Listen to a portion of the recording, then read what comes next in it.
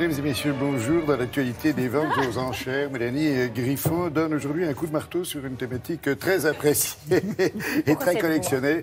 Ben, on parle des flacons, oui. Des flacons parfum, oui, très appréciés. On voyait beaucoup les petits flacons à une époque, c'était très à la mode. Oui, c'est vrai, ça se fait plus d'ailleurs. Non, pas que. Aujourd'hui, le flacon de parfum, Laurent, c'est vraiment un objet que l'on perçoit comme un objet d'art. Ça fait une bonne trentaine d'années maintenant que ça suscite vraiment un intérêt chez de nombreux collectionneurs. Il y a d'ailleurs beaucoup de salons en Europe, aux États-Unis. Aux enchères, c'est devenu une vraie spécialité. Et il y a partout dans le monde des très grandes et très belles collections. Alors, celle dont on parle aujourd'hui, qui sera dispersée demain à Enghien par maître Isabelle Gox, rassemble une petite centaine de pièces. Et cette collection, elle est géniale parce qu'en fait, elle retrace toutes les grandes périodes essentielles du parfum. Alors, ça va du 19e au 20e. Alors, pour le 19e, vraiment, la parfumerie est hygiéniste, pharmaceutique. On le voit bien dans les flacons. Ça, par exemple, ça date de 1880. Donc, c'était toujours les mêmes types de flacons. Il n'y avait que l'étiquette qui changeait. Et puis après, au 20e, et plus particulièrement... Il y avait de la création, carrément. Ah bah, 20e, là, c'est vraiment le siècle de la création. Plus particulièrement à partir d'ailleurs de l'exposition universelle de 1900, où là, vraiment, il y a une recherche graphique et il y a un nouveau langage des formes. Et dans cette collection, on voit bien tout ça. Vous allez voir, nous avons rencontré l'expert Jean-Marie Martin Attenberg qui nous présente. Regardez.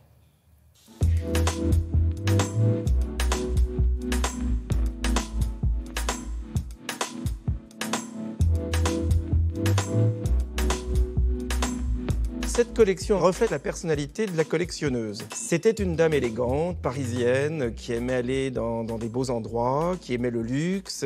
Tout ce qui est exceptionnel suscitait pour elle un enchantement.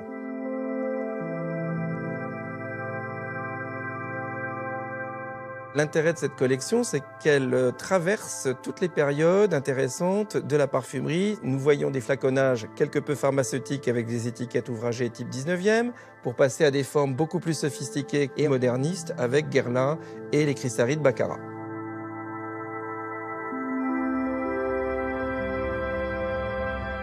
Il y a un flacon emblématique dans cette collection. C'est un modèle qui a été créé à l'occasion de l'exposition universelle de 1900 par un parfumeur qui s'appelle Félix Millau. Et en fait, c'est un flacon qui a été complètement dessiné par le grand architecte Art Nouveau, Hector Guimard. Guimard casse les codes de cette parfumerie en proposant des formes sinueuses et il est monogrammé HG, ce qui est extrêmement rare et exceptionnel puisque, en général, le designer de l'époque ne signait pas, il vendait sa forme à la marque de parfumerie qui en devenait propriétaire exclusif sur le plan du droit. Il y a un flacon édité par une maison parisienne qui s'appelle Cristal et Bronze, qui a édité en 1955 des flaconnages de luxe en opaline savonneuse à décor coloré de papillons peints à la main, et c'était que des flacons faits sur demande. Mais comme le décorateur émailleur est mort subitement en 1956, la production s'est très vite arrêtée, malheureusement, donc il y a très peu de flacons qui sont sortis sur le marché. Il est bagué de bronze ciselé, comme dans la tradition des faiseurs du 19e siècle. C'est ça l'intérêt.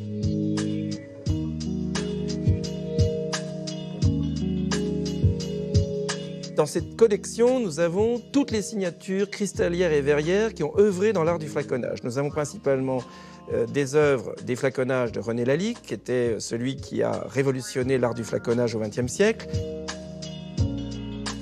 Nous avons les cristalleries de Baccarat, les cristalleries de Saint-Louis. Nous avons la verrerie Margane et de Grèze, inconnue du grand public, mais qui, dans les années 20, était fournisseur de flacons d'art pour toutes les marques de parfumerie de l'époque. Et donc, c'est vraiment le reflet d'un savoir-faire verrier et cristallier qui est présenté dans cette collection.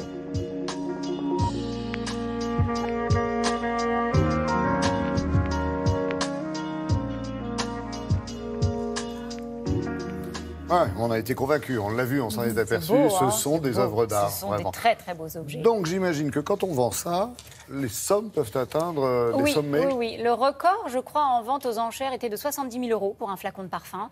Et là, les estimations sur cette vente-là vont de quelques centaines d'euros à 10 000 €.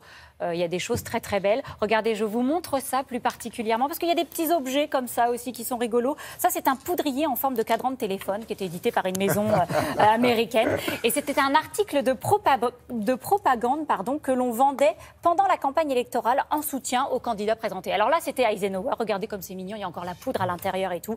Et donc, voilà, les chiffres du cadran ont été remplacés par le slogan de Eisenhower qui était « I like Ike ». Et ça, c'est des petits objets comme ça que vous allez pouvoir trouver lors de cette vente. Et avec cette poudre-là, on peut se retrouver en ligne, forcément. Ouais, elle est bonne. Je note. Donc, ça, c'est dimanche, cette vente aux enchères. C'est dimanche à 14h à Enghien. Merci beaucoup, Mélanie. Très belle découverte.